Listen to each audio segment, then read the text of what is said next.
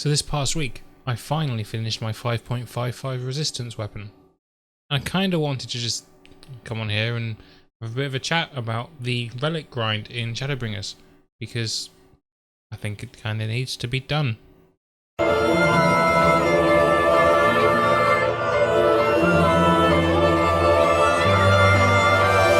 So part of the reason why I wanted to do this is because on places like Twitter and indeed in-game as well, I've seen quite a few people who are saying that it's too long of a grind, and I kind of wanted to take a look at that idea and I guess dissect it a bit and see whether or not that's actually the case. Let's start off by putting some context into this whole little conversation of ours, shall we? For those of you who haven't started the Resistance Relic quest, there's a bit of a tongue twister to say. I've just had to record that 3 times just to try and get it right. But anyway, for those who haven't started it yet, I kind of wanted to break it down so you can actually see and understand exactly what's involved in this. Because with that context, we can then look at whether or not it's too much of a grind or whether it's actually not that bad at all. When you're working on your first relic weapon, and keep in mind it actually becomes easier on subsequent ones, but when you're working on your first relic weapon, there's 8 steps specifically that you need to go through to get the weapon and then upgrade it to your item level 535 version as well. Those steps, as I will now show on screen for you, are broken down like this. First, you buy thavnairian scalepowder, which you buy with just poetics.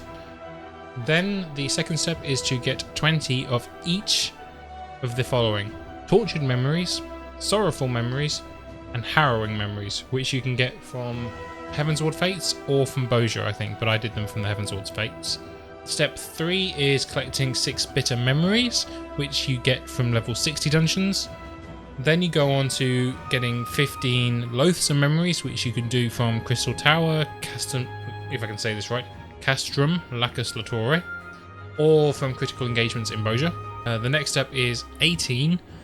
Am I remembering that right? I think it's 18. Yeah, 18 of each of the following, which is haunting memories and vexatious memories. You get those from either Stormblood Fates or Heavensward and Stormblood Alliance raids. Then it's 15 time-worn artifacts from Delubrum Reginae or Palace of the Dead. The next step is 180 items in total from Zadnor, or you can do them from the normal raids in all 3 expansions, in fact, across literally all 3. And the final step is 15 raw emotions, which again you can get from Delubrum Reginae. You can also get them from Dalradia or level 70 dungeons. That's a lot to take in, and I'm fully aware of that. That's a lot of information to get in 30 seconds.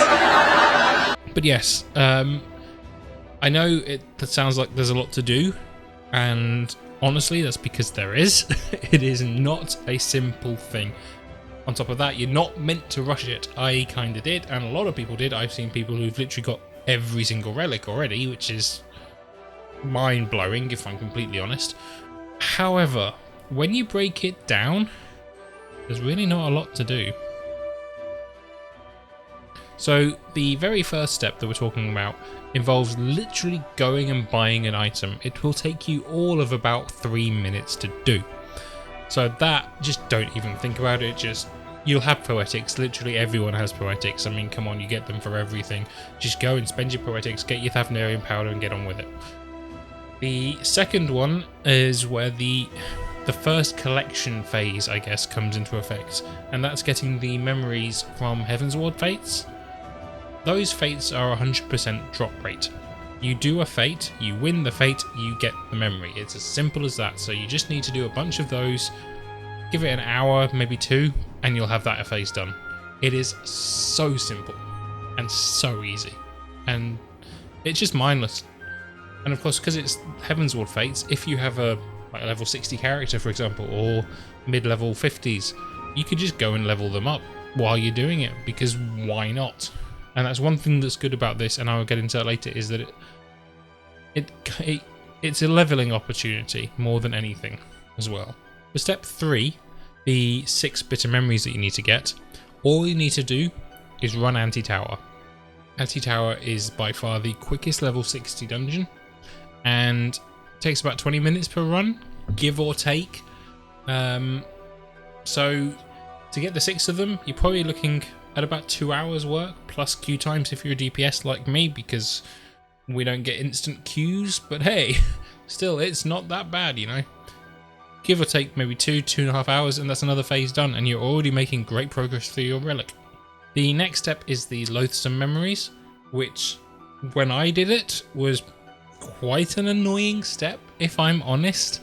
The only real way to get it done at a decent speed was to run Circus Tower repeatedly. I'm sure everyone who's hearing me say that is thinking the exact same thing. However, they've now changed that, so you don't have to panic, you don't have to think, oh god, more Circus Tower, no, god no, like many of us did when we first started doing this relic. Instead, you can now get it from Castrum Lacus Litore. That is a real tongue twister. Castrum Lacus Litore. Got it. Yeah, success. Castrum gives you 5 loathsome memories per run, and you need 15, so 3 runs of Castrum and you're done. Admittedly, getting into Castrum can sometimes be a bit awkward because you have to jump in and out of Bozjan Southern Front instances, but if you get in there, 3 runs and you're done. Like,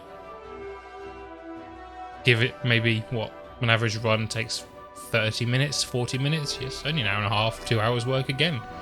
That said, the next 2 steps are the worst. They are by far the worst in the entire thing. So there's a total of 36 memories you need to get from Fates or from Alliance raids. Those were the Haunting memories and the Vexatious memories. You can either get them by running Stormblood Fates, one set in Yangsha, one set in what's it called? Girabania? Yeah, Girabania. I never remember the name of that place, I don't know why. Or you can do them by doing the Alliance raids. It's Void Ark and Evilise. A raid typically will take you 10 to 15 minutes if you get a good run. And Fates don't have 100% drop rate at this one. When I was testing it after, because they did actually patch it to make it easier because it was not good. If I'm honest, the Fate drops were not good. So they did actually patch that. And after the patch, I did some testing and I think it worked out on average at about 33% drop rate. I think I got 11 in 2 hours, which was still not bad. So overall, you're looking at about 2 hours to 2.5 hours for each of them. If you do it through Fates and you have good luck, that's the really important part. If RNG is on your side, then yeah, you're looking at about maybe 3 to 4 hours worth of work. But I would recommend queuing while you're doing Fates so that you can smash out as many Fates as you can, especially if you're a DPS, while you wait to get into an Alliance raid. Do the Alliance raid, get 1 from that, go back to re-queue and do Fates and just keep going. That's going to be probably the fastest way to do it, in theory. With that done, you then get onto the second of the most 2 annoying parts. 15 runs of the Lubrum Reginae. Now, I love the Lubrum Reginae. I think it's one of the coolest things in the game. I love the overall boss mechanic design. I think everything's incredibly fun. I love the way you can use all your different extra buffs. Now that you've got rank 25 and the honors system, that becomes even more fun with all the extra damage and stuff you can do. I think it's a really fun thing, but it's 15 runs of it in a row. You can also do Palace of the Dead if you would like to run that instead of Delubrum or to mix it up. However, I would recommend just going for Delubrum, honestly, because the way Palace of the Dead works for the drop rate is it starts really low and it builds up every 10 levels in Palace of the Dead, but it only becomes decent at floor 100 and above. So if you're not there yet, don't bother. Honestly, if you're not going to easily get there and constantly be able to farm past floor 100, just don't bother. Instead, run into Delubrum, pray that you get a good party that's not just going to leave randomly, and you're probably, I think I probably spent about 6 to 7 hours on this one step alone. The Delubrum will be faster now because obviously we've got the honours buffs and all that sort of stuff going on as well. But just be prepared that this will be probably the longest step in the entire process. Thankfully, the last 2 steps are bloody easy. The first of these steps basically involves gathering, I mean, it sounds like a lot, but 180 items from all the skirmishes and critical engagements in Zadnor, or you can get them from basically any set of the normal raids across all 3 expansions. The way I did this was, because I wanted to get to rank 25 anyway in Bozja, is I went to Zadnor and I just went for every fate and every critical engagement I could find. And it's 100% drop rate from everything. So you do them, you're going to get them, and it's really bloody quick. So I would recommend going and doing Zadnor as much as you can. But when it came to Zone 3 in Zadnor, which was also the last set of these items I needed, critical engagements in Zone 3 were very rare. So I got all of the skirmish books, but the critical engagements I was getting almost nothing. So I went and I basically did Eden Titan over and over again until I got them all. It really didn't take long. It really didn't. So once you got to this phase, you're pretty much getting almost done with the whole thing. That final 8th step is actually a relief. So there are 15 things you need to get, and Delubrum is one option again, but Delubrum will give you 2. Dalradia is also an option, and that will give you 3 per run. So that's what, 8 runs, give or take, of Delubrum, or 5 runs of Dalradia. If you can't get a decent run of either of those, you can also do the level 70 dungeons. That's what I would recommend, because Hell's Lid, the dungeon that is part of the Four Lords storyline, a normal average run of that from the Duty Finder was taking me about 12 to 15 minutes. Do 15 of them and you're done. Like, it's not even a dungeon you have to think about. You just go in, you do your DPS, you do your tanking, you do your healing, you go, you're done. It's so easy. So yeah, once you get to this stage, sit back and chill. You're basically done. So that leads us on to the question for this video. Is the 5.55 resistance relic grind too much? Is it too long? My answer, in short, no. But there's always a but.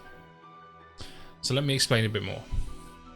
I think the overall grind is pretty forgiving.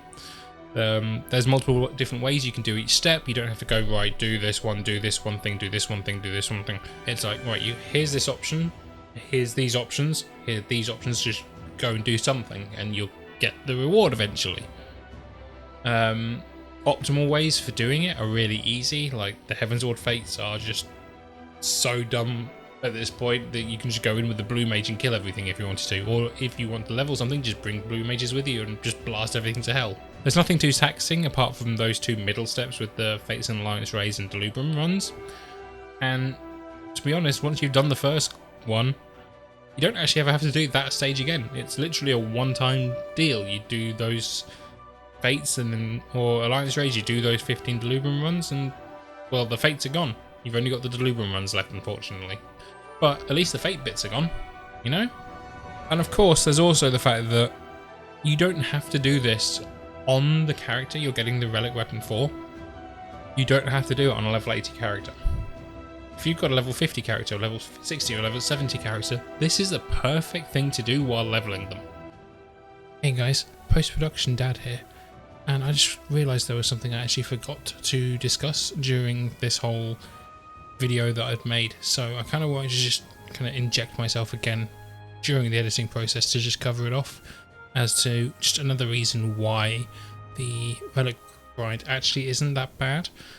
At least it isn't in Shadowbringers for 5.55. And that's because when you compare it to the likes of the original A Realm Reborn one, it's so much easier. The original A Realm Reborn relic, it basically, you had to get 12 items, and I mean that doesn't sound like a lot, but this is for one step. Remember, one step out of a lot. I can't even remember how many. On one step you had to get 12 items from Fates with originally a 2% drop rate. They buffed it now to 25%, so it's a lot better, so you guys won't, if you're doing it recently, you won't understand what it's like. But the Atma weapon used to be a 2% drop rate, which meant for one step, on average, you had to do 600 Fates. So yeah, just thought I'd throw that in there. So let's get back to things, shall we? Really don't think that the grind in Shadowbringers is that much. I think it's very forgiving. I think it's pretty easy. Nothing too taxing on your brain or anything. You can just get on with it. Compared to previous things like A Realm Reborn, it is massively simple. However, if, like me, you can only play a certain very limited amount of time each day or each week, and you have to play casually because of real life, for example, it's probably best to choose one relic weapon, get that, and maybe leave it. Subsequent ones are easier. You do skip sections of it, which is great, but you still have things like the 15 Delubrum runs that you just have to do. So it might be best to just get that one and leave it at that. But of course, if you have the time and the patience, and to be honest, not even that much patience, go fill your boots, get as many relic weapons as you want, because it's really not that bad. So have you guys tried the relic grind yet? Are you at the start of it? Are you partway through it? Let me know in the comments below where you are and what you think to it so far and how it's going, because I'm legitimately intrigued, because I've done it and I know what it's like. So I'd love to know what you guys are doing as well. And if you ever want to talk FF14 or just Final Fantasy in general, because you can see above me, I'm somewhat of a fan, you can always come and just drop by my Twitch streams. There's the link in the description below. And with that, all that's left for me to say as always is bye.